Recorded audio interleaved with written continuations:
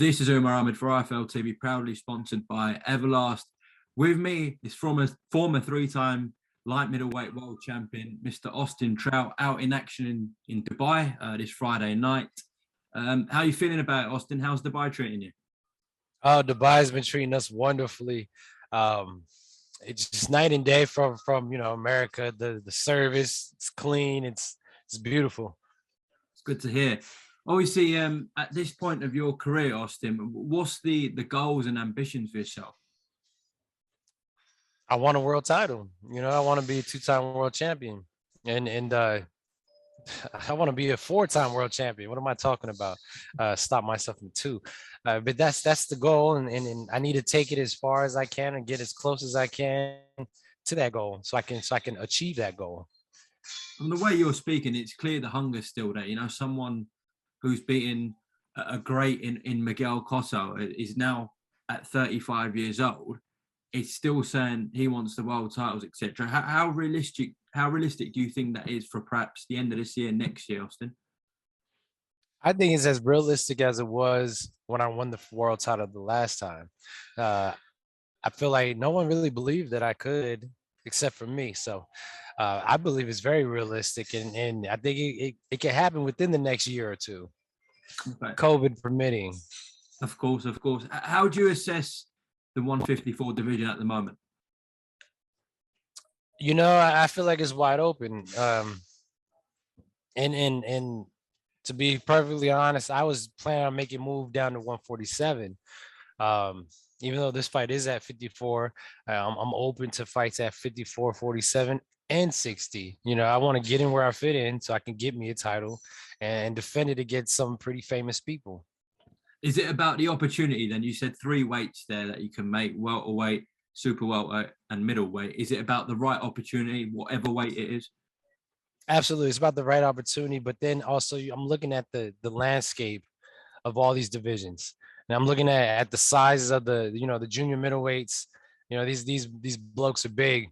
They gotten bigger and bigger. I used to be the big man in 154, and now I'm looking down at 147, and most of these guys are like my size. and really, these middleweights aren't really bigger than the junior middleweights. The junior middleweights, in my opinion, are bigger than the middleweights. Look at Jared Hurds, over 6 foot tall, coming down from like 200 plus pounds. Jamel and Jamal Charlo, both, pretty big guys. So wherever I can fit in, I'm not afraid to fight anybody. I'm not afraid to fight anywhere. I just want to make sure that the right fights line up so I can make my way to a title shot. Are you perhaps targeting one of the rematches with the Charlo brothers? Absolutely. I would love to get a rematch. Those things sit heavy on my soul. I'm not a fan of any of my losses. And I feel like, with activity or with certain circumstances here, they're not taking anything away from the champions. They're great fighters. They fought a great fight, but I wasn't at my best. I feel like I need to be active to be at my best. And that's kind of what I'm doing now for this part of my career. I'm trying to take my career in my hands, keeping me active, keeping me busy. Thank God for Legacy. They have the same idea as I do, and they're helping me achieve that goal to stay active, climb the ranks, and then be into a nice high profile title shot. Absolutely. So just tell me quickly about your fight on Friday night in Dubai. Is it fair to say it's a tick over fight? Takeover fight is like a stay busy fight. Yeah, I'm not looking. I'm not looking at it as such. I'm looking at it as do or die. This guy Alejandro Davila's 22-2, and he's been waiting all his life to fight a name like Austin Trout. So he's gonna probably bring the best game he has to bring. And if I look at it as a stay busy fight, I might mess around and lose it. So I'm looking at it as this is a do or die. And I feel like in my career it is. If I lose this fight, I'm never gonna get a chance again. So I trained very hard. I'm still watching film on this opponent every night almost to make sure that I ain't miss anything as far as the preparation and the mentality goes. Austin, has there ever been talks about you potentially coming and fighting in the UK? Has that ever been a thing? Unfortunately not, but it's been my long time goal. And really, it's on my bucket list that I really want to fight in the UK. I've had some great experiences fighting in countries like Mexico. This is my first fight here in Dubai, but what I've gathered from here in the Middle East and over there in Mexico is that the people really love boxing or just combat sports, period. And they really appreciate the fighters. And I know that same thing happens in the UK. Every time I talk to any one of my fans or friends in the UK, they know the history. They appreciate the history of the boxing. They're not just here watching the big name fights. They watch all the fights. And so it would be a bucket list dream to get to fight in the UK. It's a bucket list dream to get to fight here in Dubai. Don't get me wrong, but I still got more things to scratch off. Well, whenever people in the UK talk about Austin Trout, obviously we talk about the Canelo fight and how good of a fight you gave him. Obviously, Erislandy Lara, another guy who gave him a brilliant fight. Canelo's gone from strength to strength, obviously.